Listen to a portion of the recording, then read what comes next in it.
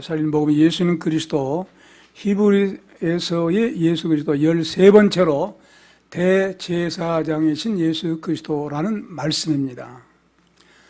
이 앞선 말씀에 하나님의 말씀은 살았고 운동력이 있어 좌우에 날선 이한 검으로 그랬어요. 예리하여 혼과 영과 및 관절과 골수를 찔러 쪼개기까지 하며 또 마음의 생각과 뜻을 감찰하니 지으신 것이 하나도 그 앞에 나타나지 않음이 없고 오직 만물이 우리를 상관하시는 자의 눈앞에 벌거벗은 것 같이 드러나리라. 이 말씀이 우리에게 임하실 때 어떤 역사가 일어나겠습니까? 정말로 감히 이 말씀이 일어날 때는, 우리에게 이 말씀이 역사할 때는 어떤 사람도 죄 없다고 할 사람이 아무도 없습니다. 찔러 쪼갠다고 했잖아요. 양날 가진 하나님의 말씀이라는 거예요. 그 앞에 벌거벗은 자같이 모든 게 드러나는데 우리가 어떻게 그분 앞에 깨끗하다고 할 수 있겠습니까? 그저 죄인이라고 고백할 수밖에 없는 그런 역사가 일어날 수밖에 없는데, 우리에게는 인간의 삼위일체라고 할 수 있는 영혼, 육, 이 하나가 되어서 바로 하나님의 말씀이 나타날 때는 이제 은혜를 받게 되기도 합니다. 어떤 상태가 이제 우리에게 은혜 받는 역사가 일어날까요?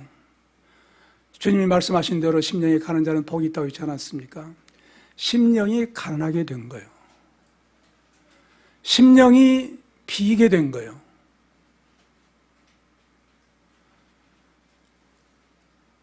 주님 이외에는 아무것도 필요 없다고 고백하는 그런 시간이 되는 겁니다. 그러니까 주님이 들어오시죠. 주님이 들어오실 때 정말로 들어오심을 체험한 사람은 마음속의 눈물이 밖으로 표출되어서 어느 땐가는 눈을 통해서 눈물이 뺨을 젖게 됩니다. 하나님의 놀라운 은혜 속에 들어갈 때 눈물 없이 견딜 수 있는 사람이 있다고 하면 그건 은혜 받지 못한 사람입니다. 하나님의 놀라운 은혜 역사, 말씀의 역사로 말미암아 은혜 받게 되어질 때 마음에 찔려서 도무지 이대로 견딜 수가 없어서 어떤 때는 하나님의 말씀을 읽을 때 그 말씀이 내게 찔리기도 하고, 어떤 때는 찬송을 부를 때 그렇게 역사하기도 하고, 어떤 때는 하나님의 말씀을 통해서 설교를 통해서도 그렇게 역사한 때가 있을 겁니다. 그런 가운데 우리 마음속에 더 이상 견딜 수가 없어서 죄 때문에는 슬픈 거예요. 슬픈 눈물을 흘리기도 하고, 슬픈 눈물을 흘릴 때 어떤 역사가 일어날까요? 주의 보혈의 피뿌림의 역사가 덧입게 되어진 시간입니다. 그 놀라운 은혜 역사로 말미암아 사죄함을 받았다고 하는 확신이 들어올 때 죄에 대한 슬픔의 눈물은 사죄에 대한 감격의 눈물로 바꾸어지게 되죠. 그런 은혜를 하나님의 말씀을 통해서 우리는 받게 됩니다. 그래서 바로 이런 감격적인 속죄의 역사가 이루어질 때 바로 대제사장이신 예수 그리스도로 말미암아 이루어진다고 하는 사실을 오늘 이 말씀은 말씀하고 있어요. 그러므로 어떤 신앙 고백을 취해야 하겠느냐? 바로 그 예수 그리스도께서는 대제사장이라고 하는 신앙을 가져야 된다고 말씀하고 있어요. 14절 같이 한번 읽겠습니다. 읽읍시다. 그러므로 우리에게 큰 대제사장이 있으니 승천하신 자 곧 하나님 아들 예수시라. 우리가 믿는 도리를 굳게 잡을지어다. 아멘. 여기에서 강조하고 있는 말씀이 예수님은 십자가상에서 대속을 이루신 주님입니다. 대속이 뭡니까? 대신 우리의 죄를 속죄하기 위해서, 대신 죄값을 받기 위해서 죽으셨다는 거예요. 그런데 예수님께서는 바로 그럴 때에 제물이 되신 겁니다. 그리고 제물로 끝난 것이 아니고 대제사장으로서의 사명을 감당하신 거예요. 언제부터 이런 역사가 필요했습니까? 아담이 범죄한 직후에 하나님께서 우리를 구원해 주시기 위해서 그 자손들에게 원시복음, 최초의 복음, 메시아가 오셔서 십자가에 죽으실 것을 예언하고 있지요. 이 말씀 속에 죽으신다고 하니까 제물이 될 것을 말씀하신 거예요. 십자가의 제물을 그때 예언하신 거예요. 십자가의 죽으심 2000년에 갑자기 죽으신 것이 아닙니다. 아담이 범죄한 직후에 십자가의 대속의 역사를 말씀을 하신 거예요. 십자가의 제물이 되셨는데 십자가에 못 박아 죽인 그 대제사장들 서기관들이 뭐라고 합니까? 희롱하기를 저가 남은 구원하였을 때 자기는 구원할 수 없다고 하면서 저가 이스라엘 왕이로다.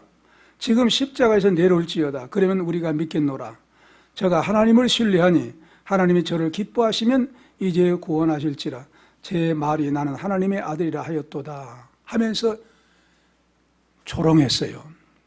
정말로 이 말씀대로 저가 하나님의 아들이다, 왕이라 하고 진정으로 믿는다고 하면요, 그 자리는 회개의 자리가 됐어야 돼요. 벌벌 떨었어야 돼요. 아, 우리가 왕을 주겠다니, 우리가 하나님의 아들을 주겠다니 하면서 정말로 가슴을 치면서 통에 자복을 해야 됩니다. 그런데 전혀 그런 감정 없이 조소한 거예요. 하나님의 아들 내려와봐, 우리는 믿겠다. 아주 조소한 겁니다. 바로 십자가에 못 박힌 강도들과 같이 강도들도 욕했다고 한 말이 있습니다. 그래서 그럼에도 불구하고 오후 3시 정확하게 양 잡은 그 시간에 운명하신 거예요. 운명하실 때 뭐라고 합니까? 세시경에 아버지여 저희를 사하여 주옵소서. 자기를 못 박히고 자기를 심판해버린 그런 엄청난 죄를 지은 그들에게 저희들의 죄를 용서해 달라고 기도를 합니다. 중보 기도를 합니다. 왜? 자기 하는 것을 알지 못합니다. 그렇죠. 성경을 얼마나 잘합니까? 그럼에도 불구하고 메시아의 십자가 대속의 놀라운 구속 역사를 모르는 거예요. 그러므로 성경을 아는 것이 아무 소용없는 것이죠. 다유로 따시면서 그의 영혼이 떠나갑니다.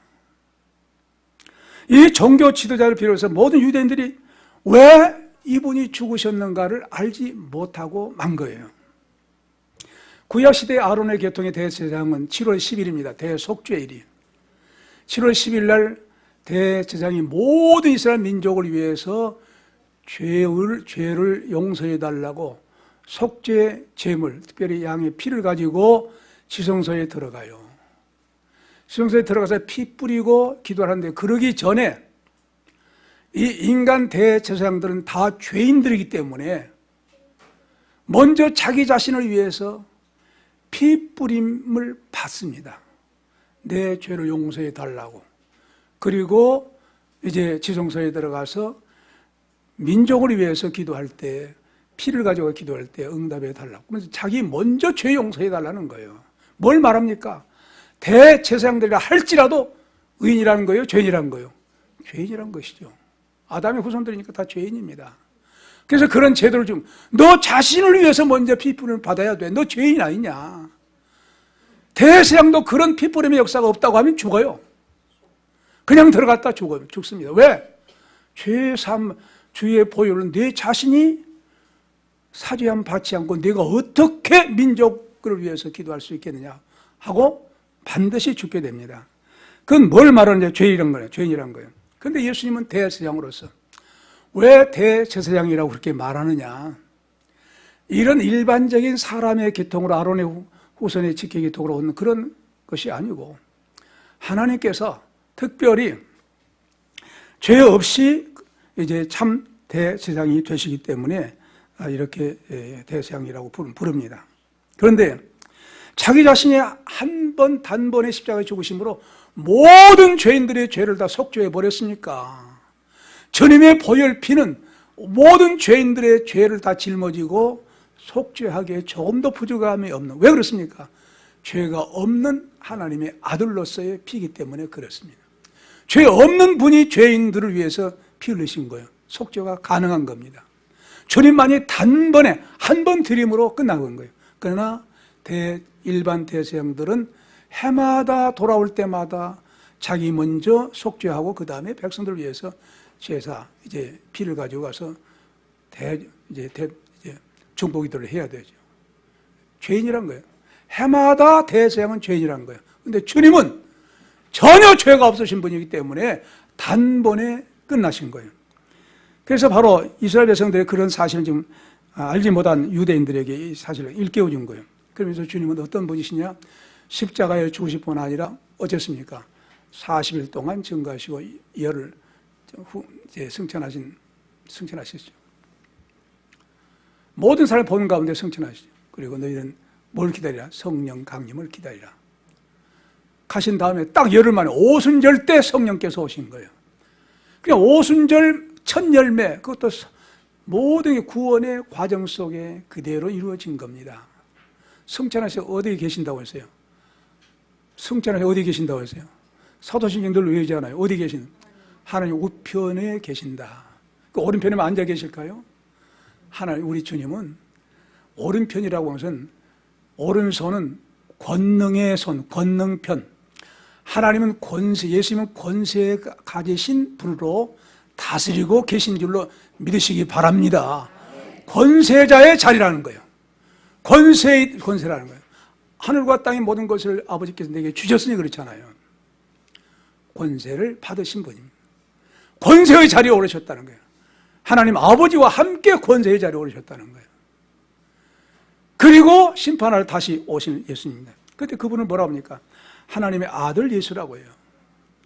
예수라고 할 때 예수, 어떤 분을 예수라고 했습니까? 동정녀 마리아에게 육신으로 탄생할 때 이름을 예수라 하라 그랬어요. 그러니까 탄생하신, 육신을 입으신 구세주, 예수란 말도 구주란 말입니다. 여호수아와 똑같은 말, 여호수아, 구세주. 여호사란 말은 여호와께서 구원하시는 말이고, 예수는 그냥 구원이라는 뜻이에요. 그러니까 구원자가, 구세주가 사람으로 오신 것을 말씀하신 거예요. 그러니까 우리가 예수님 그러기도 하고 또 뭐라고 합니까? 예수 그리스도 그러죠. 그리스도라는 말은 이미 기름 부은 자다. 기름 부은 자. 이미 예수님은 오시기 전에 하나님으로 신성을 의미합니다. 하나님의 아들로 이미 탄생 이전에, 창조 이전부터 존재하고 계신 하나님의 아들이심을 의미하는 것이 그리스도라는 말입니다. 그러니까 예수 그리스도라고 할 때 사람 되심과 하나님이 되신다. 그래서 양성을 가지고 있다. 하나님이시면서 사람이시다. 신인 양성을 가지신 주님이시다. 한 그런 말씀이 예수 그리스도라고 그렇게 말합니다. 그러므로 여기서 분명히 하나님의 아들 예수라고 해서 인성을 가지시고, 죄 없이 인성을 가지시고 이 땅에 오신 분이다. 참 아들이시다 하는 사실을 보여줘요. 왜 사람으로 오셨을까요? 하나님도 되시면서 사람이 되신 이유는 하나님과 인간 사이의 중보자의 사명을 감당하기 위해서 중보자의 의미를 나타내고 있습니다. 사도 바울이 로마서 1장 3절로 4절에 말씀합니다. 이 아들로 말하면 육신으로는 다윗의 혈통에서 나셨고 성결의 영으로는 죽은 자 가운데에서 부활하여 능력으로 하나님의 아들로 인정되셨으니 곧 우리 주 예수 그리스도시니라, 이렇게 말씀하고 있어요. 이처럼 예수님은 완전한 사람이면서 완전한 하나님이십니다. 따라서 해봅시다. 완전한 사람, 완전한 하나님. 예, 완전한 사람이면서 완전한 하나님. 왜 그 이유가 무엇이냐? 우리 인간의 중보자가 되기 사람으로 오신 거예요. 십자가에 죽으시기 위해서. 놀라운 사실 아닙니까? 그러므로 이제 이런 양성을 가지신 대제사장이다. 이 신앙을 간직해야 된다는 거예요. 그래서 오늘 이 말씀을 하고 있는데, 이 신앙을 간증하라. 예수께서는 우리 연약함을 이제 체휼하셨다고 말씀하고 계시죠. 두 번째 말씀입니다. 4장 15절 같이 읽읍니다. 시작. 우리에게는 대제사장은 우리 연약함을 체휼하지 아니하는 자가 아니요 모든 일에 우리와 한결같이 시험을 받은 자로 돼 죄는 없으시니라.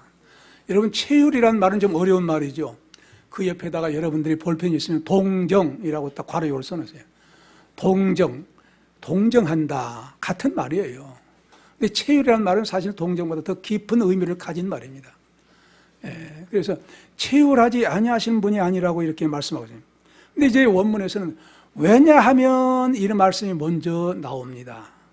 그 15절 왜냐하면 이 말씀으로 시작하는데, 구체적으로 예수님은 어떤 대제사장이신가를 설명하기 위해서 왜 대제사장이냐, 왜냐하면 이런 이유에서다 하고 지금 말씀하기 위해서 왜냐하면 이런 말이 있는데 우리 한글 성경 번역이 안 됐죠.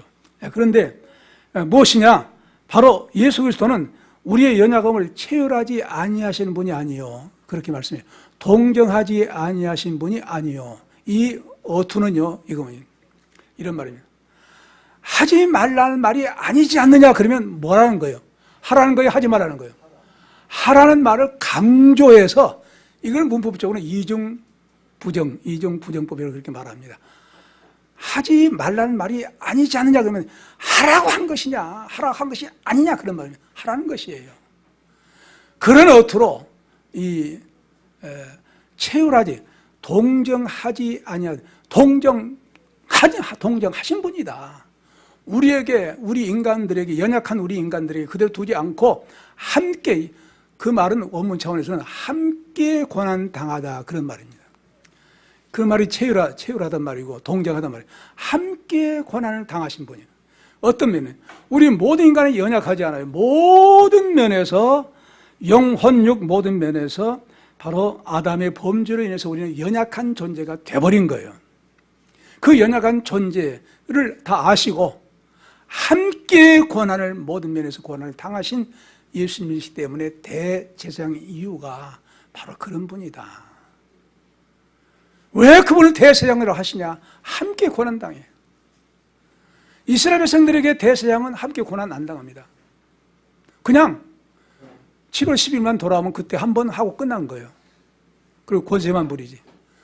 그런데 예수님은 모든 매일 매사에 함께 우리와 고난 당하시. 여러분들이 어떤 어려움을 당할 때 누가 함께 고난 당하고 생각해야 돼요? 대답이 없네. 예수님이 함께 고난 당하고 계신다는 믿으시기 바랍니다. 그러면 힘이 돼요, 안 돼요? 되지요. 그 가만히 있겠어요? 아유, 내가 은연약 할 때 하나님 같이 지금 고난 동참하는데 하나님께 가만두시겠냐 그 말입니다. 사다랑 메삭 아벤노가 사자굴 속에 가만히 있었어요? 구원하시죠. 동참하신다는 거예요. 함께 고난당하고. 왜? 구원해 주시기 위해서. 이런 분이시다 하는 사실을 지금 밝히고 있어요. 그래서 연약함이란 우리 육체적으로 우리는 약하죠. 피곤하고.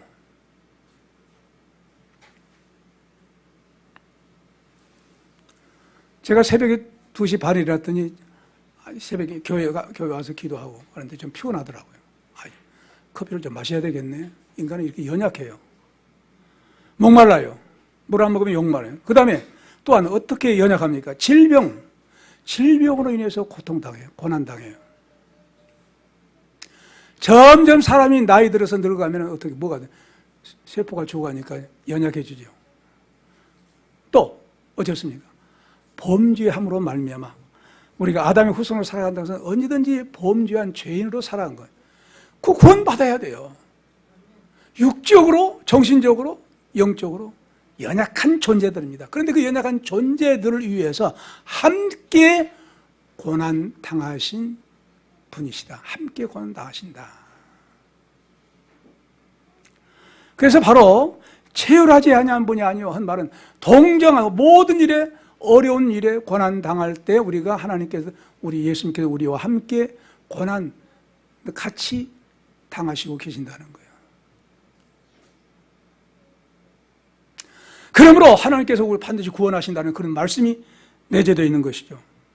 자, 그래서 바로 주님께서 사랑하시는 제자라고 부르지는 않았어요. 하지만 남자들만 제자들로 택하셔서 제자라고 했는데 제자라고는 부르지 않았지만 진정한 제자들이 여제자들이 있습니다.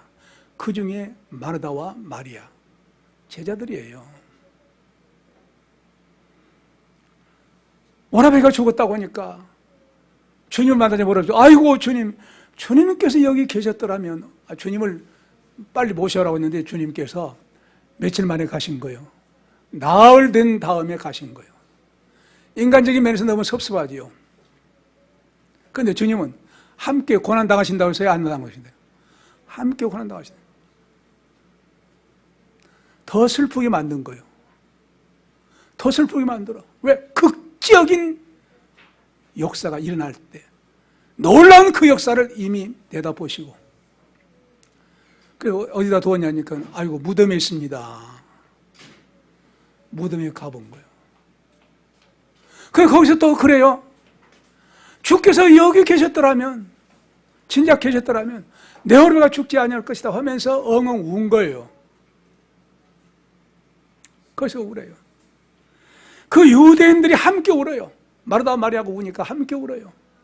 그들이 우는 것을 보시고 주님이 어쩐 줄 아세요? 주님이 눈물을 흘리셨다고 그랬어요. 그러니까 주님은 뭐가 있는 분이에요? 우리와 같이 감정이 있으신 분이에요. 기뻐할 수도 있고 슬퍼할 수도 있고, 아프면 아프다고 하시고, 살아있는 감정이 있는 분이에요. 그래서 바로 우리 주님께서 슬픈 자와 함께 슬퍼하시고 눈물 흘린 자와 함께 눈물 흘리신 주님이십니다. 그러니까 뭘 나타내는 거예요? 동정하신 분이시다. 체열하지 아니하신 분이 아니라 동정하신 분이다. 함께 이제 울기도 하시고 슬퍼하기도 하신 주님이시다 하는 것을 보여주신 거예요. 근데 놀라운 사실은요, 유대인들이 가진 하나님께 대한 관점은요, 헬라인들의 사상을 받은 거예요. 이 히라민들의 논법에 의하면은 하나님의 최대 특징은 무감각이라고 생각을 한 거예요. 신은 감각이 없는 분이야. 감정이 없는 분이야. 이렇게 생각한 거예요. 그 히랍 사람들의 사상을 받아들여 가지고 바로 하나님은 절대적으로 무감각한 그런 신이라는 거예요. 이 지배를 받은 거예요. 그러니까 그런 하나님이시기 때문에 예수님의 십자가의 고통 당한 것을 이해할 수가 없는 거예요.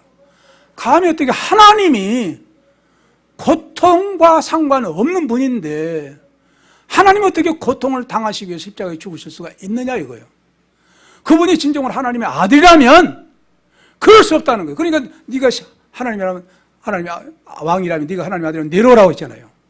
내려와야 하나님을 믿겠다는 거예요. 그 신은 그들이 가지고 있는 신과는 고통과는 전혀 상관없는, 동정하지 아니한, 인간의 고통과 상관이 없이 뛰어들지 아니한, 하나님은 그저 그냥 아무런 상관없는 그런 분이라는 거예요. 이 사상은요, 히랍의 대표적인 종교가 있던 풀타그라는 사람이 하나님을 인간 세계에 계제시키는 것은 모독이라고 증언했어요. 하나님이라는 분을 인간 세계에 계제시키는 것은, 인간 세계에 왈가왈부하는 것은 모독이라는 거예요. 그냥 초월하게 그냥 계신 분이라는 거예요. 우리 인간과 아무 상관없이. 이 사상을 받아들이니까 유대인들이 올바로 하나님을 섬기할 때 하나님을 잘 모르는 거죠. 엉뚱하게 하나님을 믿어. 그러므로 하나님은 십자가에 죽으신다. 이해할 수 있겠어요? 없는 거예요. 그래서 조롱한 거예요. 그러므로 그분이 대세상에서 전혀 이해할 수가 없는 거예요. 신이 어떻게 죽을 수가 있느냐 이거예요. 죽을 수가 없다는 거예요. 그러나 죽으시기 위해서 오셨어요. 믿습니까? 모든 일에 그런 한결같은 시험을 받은 자로 되고 죄는 없다고 했어요. 모든 면에서 우리 모든 면에서 우리와 똑같이 시험을 받은, 특별히 어떻게 예수님이 공생이 시작할 때 누구에게 시험을 받았습니까? 마귀에게 이끌려, 성령이 이끌려 마귀에게 시험을 받으셨어요. 첫째 시험이 뭡니까? 이 돌을 뭐가 되게 하라? 떡덩이가 되게 하라. 무슨 시험? 물질 시험이죠. 이 세상 사람들이 추구한 것이 물질이에요. 세상 사람들이 다 물질 없으면 못 산다고, 돈 없으면 못 산다고 하지 않냐.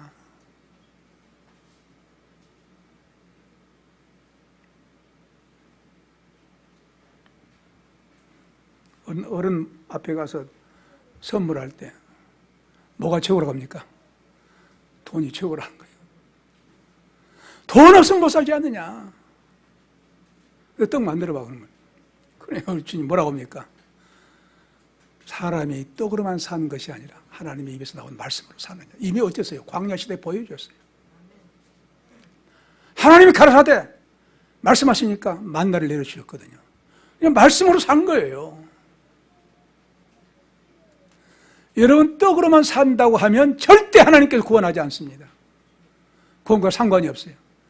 내가 죽을지라도 하나님 말씀으로 삽니다 하고 신앙 고백을 끝까지 견지할 수 있기를 바랍니다. 이렇게 이런 사람이 사는 거예요. 생각해 보세요. 저는 무엇으로 살아왔겠습니까? 이 하나님 말씀으로만 살아온 거예요. 우리 아버지께서 얼마만큼의 재산을 물려줬어요. 다 까먹게 하더라고요. 그냥 없어지더라고요. 제대로 유지하지 못해. 왜 그럴까요? 야, 너 그거 있으면 그거 의지하지 않냐? 하나님만 의지해.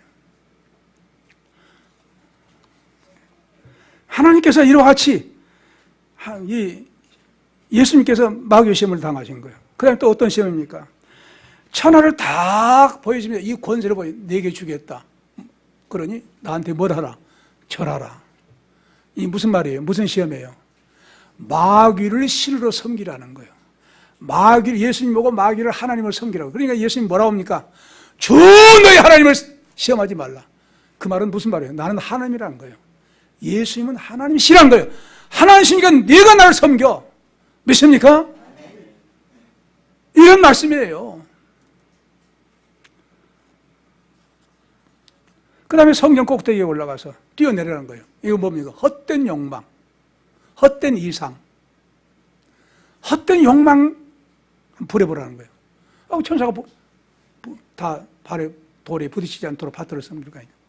주님 뭐라고 했습니까? 마귀의 시험을 역시 그러세요. 주 너희 하나님을 시험치 말라고 하셨어요. 둘째 시험도 오직 하나님께 경배 그를 섬기라고 했어요. 하나님 신앙 그 예수님이 네가 섬겨야 할 분은 바로 너 자신이 아니라 하나님 예수 그리스도야. 하나님 아버지와 아들과 예 성령님 삼일체 하나님이라고 대답을 하신 거예요. 그러므로 이 마귀에게 가장 인간의 세 가지가 가장 근본적으로 명예, 권세, 물질 이 세 가지 시험을 다 물리친 겁니다. 그것으로 끝났습니까? 죽으실 때까지 계속 시험이 온 거예요. 그러나 일생 동안 그런 모든 마귀의 시험, 마귀의 역사로 오는 시험 다 이기신 거예요. 예수님 당하신 시험은 그분으로 하여금 아버지의 뜻을 순종하지 못하도록 하게 한 겁니다. 예수님 어떤 분이 아버지의 말씀에 예밖에 없다고 해서 예는 아멘밖에 없다는 거예요. 예수님처럼 우리도 하나님 말씀에 아멘밖에 없는 예밖에 없는 저와 여러분 되시기 바랍니다. 이것이 바로 하나님 나라에 들어가게 되어 있는 하나님의 자녀들이에요. 예밖에 없어야 돼요. 그런데 마귀에게 이해하라는 거예요. 철저하게 마귀 술책은 자기 계산되게 해가지고 이제 첫사람 아담 넘어뜨렸거든요. 첫사람 아담이 실패했는데 너도 실패해야 되지 않겠냐. 그러나 제2아담으로 오신 예수님은 물리쳤으니까 승리하셨지요. 그래서 제2아담으로 오신 예수님은 바로 이제 이 하나님의 말씀을 순종한 모습을 우리에게 확실히 보여주고 계신 그런 분입니다. 그런데 그런 주님이기 때문에 대제사장이시다. 변함이 없는 마귀 세계를 이기시고 세상을 이기신 주님이시다. 그러므로 대제사장이시다. 그분에게는 한결같이 우리와 같이 시험을 받으셨지만 그러나 죄는 있는 분이다 없는 분이다? 없는 분이다. 죄 없이 탄생하시기 위해서 성령을 잉태하셨죠. 그런 주님이십니다. 그런 주님이기 때문에 이제 예수님은 시험 받되 시험 당하지 않고 시험을 이기셨고 그러나 우리는 시험을 받습니다. 뭐 때문에 시험 받는다고 했어요? 우리들은 뭐 때문에 시험 받을까요? 욕심. 야고보서 1장 15절에 있잖아요. 욕심이 잉태한 즉 뭘 낳고? 죄를 낳고. 죄가 장성한 즉 그래서 우리는 모든 삶을 욕심으로 살아갈 수가 있어요. 그래서 그런 사람을 그런 욕심을 죽이는 것이 신앙입니다. 믿습니까? 날마다 죽노라 날마다 욕심을 죽이노라 하는 말씀이에요. 다음으로 이제 은혜의 보좌에 담대히 나아가자고 16절 같이 읽읍시다. 시작. 그러므로 우리가 긍휼하심을 받고 때를 따라 돕는 은혜를 얻기 위하여 은혜의 보좌 앞에 담대히 나아갈 것이니라. 아멘. 제가 이제 번역을 했어도 번역을 다시 읽지 않았는데 이 16절은 읽은 것이 좋을 것 같아서 읽어드리겠습니다. 그러므로 긍휼하심을 받기 위하고 은혜를 받기 위하여 필요한 때에 도우심을 얻으려면 그 은혜의 보좌로 담대히 나아갑시다. 그런 말입니다. 그러므로라는 말을 또 여기서 보여요. 이제 결론적인 말을 하고 있어요. 바로 결론적인 것은 무엇이냐? 대상이 되시니까 그분에 의해서 은혜의 보좌에 나아가자는 거예요. 이 구약 시대에는 지성소가 있잖아요. 지성소, 성소, 성전 뜰이 있고 성소, 제사장들이 들어가고 그 다음에 여기 커튼이 가려져 있다면 이 장소는 지성소, 최고의 거룩한 장소다. 법궤가 있죠. 법궤 속에는 뭐가 있어요? 아론의 상난지팡이, 두 돌비의 십계명 말씀, 금 항아리에 만나 들었어요. 거기에 이제 구룹 천사가 있고 대상이 피를 가져가서 양이 피를 가져와서 피 뿌리고 이제 이스라엘 백성들을 위해서 기도하죠. 1년에 한 번씩 그러죠. 그 은혜의 보좌에 구약 시대는 누구만 들어갔다고요?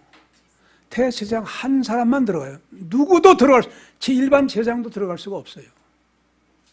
대제사장만이 들어가요. 대제사장은 아론의 직계손이에요. 예수님 당시에는 사위도 대제사장이고 자기도 그래서 두 사람이었어요. 이제 아마 아들이 있었는가 봐요. 그러니까 사위. 그래서 바로 직전 대제사장, 현직 대제사장 두 사람이었어요. 그 사람들밖에 못 들어가요. 근데 여기에 뭐라고 했습니까? 어디에 들어가라고 했어요? 은혜의 보좌, 지성소에 들어가라는 거예요. 은혜의 보좌 들어가라. 놀랍지 않아요? 들어갈 수 있기 때문에 한 거요? 들어갈 수 없기 때문에 한 거요? 들어갈 수 있기 때문에 한 거예요. 구약시대 같으면 못 들어가죠. 신약시대 예수 그리스도로 말미암아 대제사장인 그분과 함께 은혜의 보좌 앞에 들어가라. 믿습니까? 들어가라는 거예요. 뭘 받기 위하여? 이 두 가지 목적하고 한 가지 방법이 있어요. 두 가지 목적은 첫째, 긍휼하심을 받기 위하여 그런 말입니다. 우리말 성경에는 그냥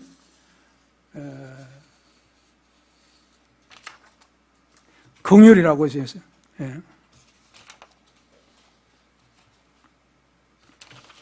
우리말 성경에는 우리에게 있는 그러므로 우리가 긍휼하심을 받고 그랬습니다. 때를 따라 돕는 은혜를 얻기 위하여 은혜의 보좌 앞에 담대히 나올 것이냐 이렇게 물론 번역할 수도 있죠. 그러나 더 자세하게 번역한다면 긍휼하심을 받기 위하여 가자는 거예요. 긍휼하심을 받기 위하여. 자, 그렇다고 하면 긍휼하심을 받기 위하여 이 긍휼은 하나님의 속성입니다. 하나님이 가지고 계신 성품이에요. 그래서 은혜의 보좌 앞에 담대히 나가라는데 왜? 하나님의 속성인 긍휼을 보좌에 계신 하나님 아버지께 받는 것이 목적이라는 거예요. 하나님 아버지께 대상 그분과 함께 들어가서 긍휼을 받아라 이거예요. 긍휼이 뭡니까? 불쌍히 여긴 거예요. 불쌍히 여기심을 받아라. 불쌍히 여기심을 받아라는 거예요. 불쌍히 여기심을 받는 자에게 은혜 베풀어 주신다는 거예요. 하나님이 불쌍히 여겨주시지 아니하면 은혜를 베풀 수가 없어요. 그러니까 너희들은 긍휼을 받기 위해서 하나님 앞에 긍휼을 받기 위해서 들어가라. 그렇다고 하면 어떤 사람이 하나님의 긍휼을 받을 수가 있느냐? 하나님 앞에 갔으니까 하나님 앞에 나갔다고 하면 자기 자신의 존재가 드러납니까? 안 드러납니까? 드러나지요. 어떻게 드러날까요? 어떤 사람으로 고백되어질까요? 여러분들이 하나님 보좌에 나갔다. 어떤 사람으로?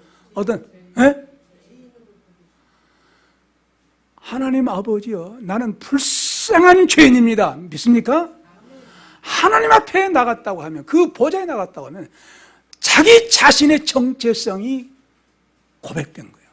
하나님, 불쌍한 존재입니다. 제가 이 말씀을 준비하고 설교하기 위해서 준비할 때, 아버지, 나는 불쌍한 존재입니다. 불쌍한 죄인입니다. 불쌍함에도 불구하고 주의 은혜를 받아서 말씀을 증거할 때 하나님 역사에 주시옵소서 라고 기도한 거예요. 내가 불쌍한 존재가 되지 않으면 하나님 은혜를 받을 수가 없고 하나님의 종이 될 수가 없어요. 불쌍한 존재라는 사실을 그분 앞에서 고백하라는 거예요. 그러면 하나님이 불쌍히 여기사 뭘 주신다? 은혜를 주신다는 거예요. 믿습니까? 그러므로 어떤 사람도 내 자신은 아주 불쌍한 존재 아니야. 내가 왜 불쌍해? 은혜 못 받아요. 구원 못 받아요. 천국 못 가요. 믿습니까? 날마다 나는 하나님 앞에서 불쌍한 존재라고 하는 생각을 깊이 하면서 어쩔 수 없습니다. 하나님 맡긴 나를 도울 자가 없습니다. 나는 불쌍한 존재입니다. 아시지 않습니까? 하고 고백할 때 하나님이 은혜 주시는데, 바로 예수님께서 제자들과 함께 여리고를 지나갈 때 바디메오의 아들 소경이면서 거진 바디메오가 길가에 앉았다가 나사렛 예수님이 지나가신다 하니까 뭐라 합니까? 소리 질러서 다윗의 자손이여 나를 불쌍히 여기소서 그래요. 그러니까 제자들이 뭐라, 야, 큰 소리 치지 마. 우리 주님 가시는데 왜 큰 소리 쳐? 상관없이 예수님이라는 말씀 듣고 막 뛰어가면서 다윗의 자손이여 나를 불쌍히 또 합니다. 그 말 아무렇지도 않게 해요. 제자들이 뭐 소리 지르지 말라고 하든 말든 상관없이 나를 불쌍히 여기소서. 다윗의 자손이 나를 불쌍히 여기소서. 당신이 지금 나를 불쌍히 여기자면 나는 불쌍한 존재로 끝납니다. 당신이 나를 불쌍히 여기신다고 나는 바꿔줄 수 있습니다. 달라질 수 있습니다. 예수님이 쫓아오니까 예수님이 뭐라 합니까? 내 소원이 뭐냐 그래요? 예, 눈 뜬 것입니다. 내 믿음대로 될지어다. 믿습니까? 내 믿음대로 될지어다. 나 불쌍한 존재래. 존재 후에 하나님께 은혜를 베풀어 주시는데 고침의 은혜를 베풀어 주신 거예요. 이게 구원입니다. 믿습니까? 불쌍한 존재라고 하나님 앞에 정말로 신랄하게 고백할 때 그때 바로 은혜를 받은 역사가 일어난다는 거예요. 놀라운 사실입니다. 그렇다면 소경이면서 바디메오가 소경 눈뜨게 한 역사는 바로 불쌍히 여겨달라고 하는 그 간절한 절절한 고백, 간구. 그러므로 나를 불쌍히 여겨달라는 말은요, 따라합니다. 주님만이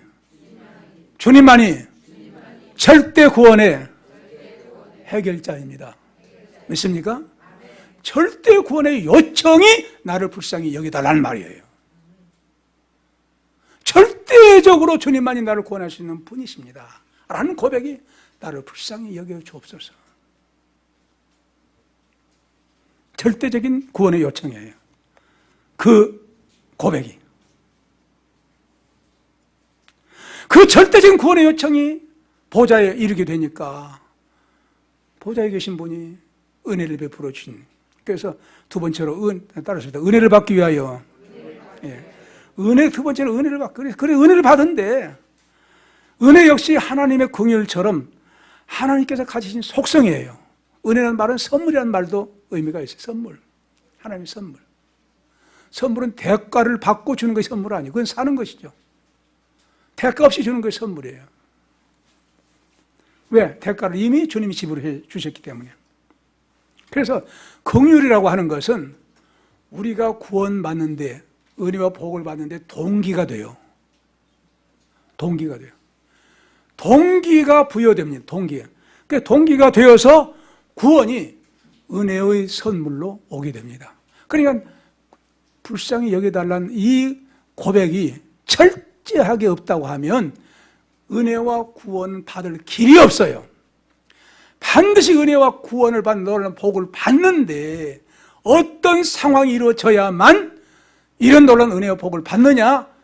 나를 불쌍히 여겨 주옵소서. 나는 불쌍한 존재입니다 라고 고백하는 이 고백이 보좌에 계신 아버지께 연결될 때, 이어질 때, 보여질 때, 확신될 때 은혜를 반드시 베풀어 주신 줄로 믿으시기 바랍니다. 그러므로 은혜 받는 과정에 긍휼은 동기예요. 동기부여예요. 내가 이 불쌍한 존재 아닙니까? 은혜 주시지 않으면 우리는 이제 구원받으셨어요. 그래서 에베소 2장 5절에 보면 허물로 죽은 우리를 그리스도와 함께 살리셨고 너희가 은혜로 구원을 얻은 것이라 이렇게 말씀했습니다. 그 다음에 세 번째는 따르습니다. 필요한 때에 도우심을 얻으려면 이 필요한 때에 도와주시는데, 이게 무슨 말이냐 하면 적당한 때 하나님이 불쌍히 여겨달라고 해서 한다 할지라도 때가 있다는 거예요. 바로 바디메오 그 아들은, 바디메오는 예수님이 지나가시는 그때에 간 거예요.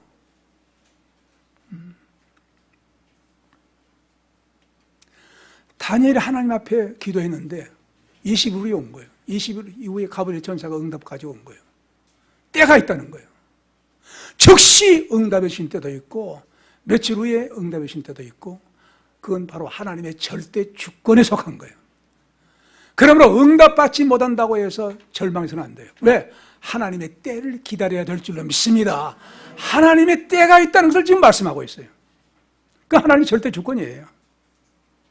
왜? 우리 모든 상황을 다 아시는 하나님께서 아직 그릇이 준비가 안 됐는데 주시면 안 되잖아요.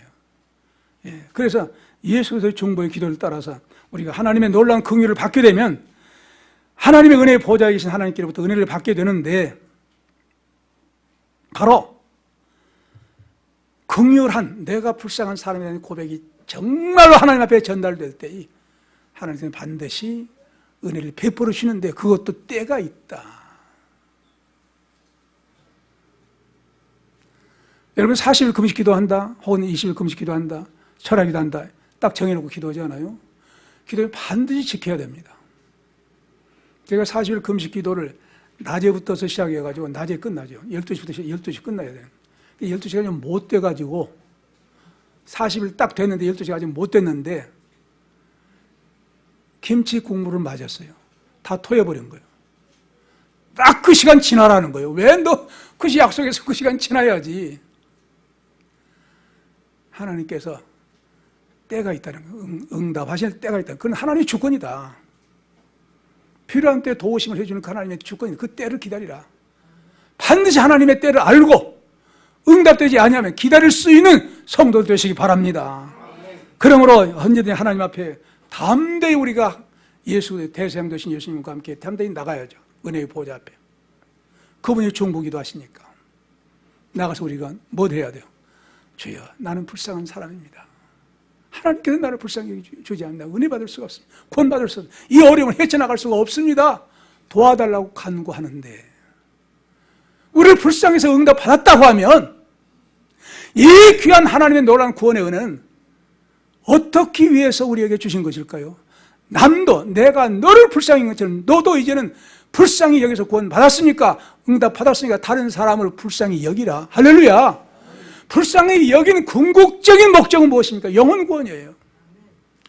영혼 구원을 위해서 내가 불쌍한 사람이 되었는데 구원 받은 것처럼, 은혜 받았는데 것처럼, 이 귀한 복을 받았는데, 이렇게 은혜를 받은 놀라운 산자도 불쌍히 여김을 받아서 받았는데, 이 불쌍히 여김을 받은 이 은사를 나도 다른 사람을 불쌍히 여겨서 구원의 전선에 쓰임받는, 하나님의 복음을 증거하는 데 쓰임받는 저와 여러분 더욱 되시기 바랍니다.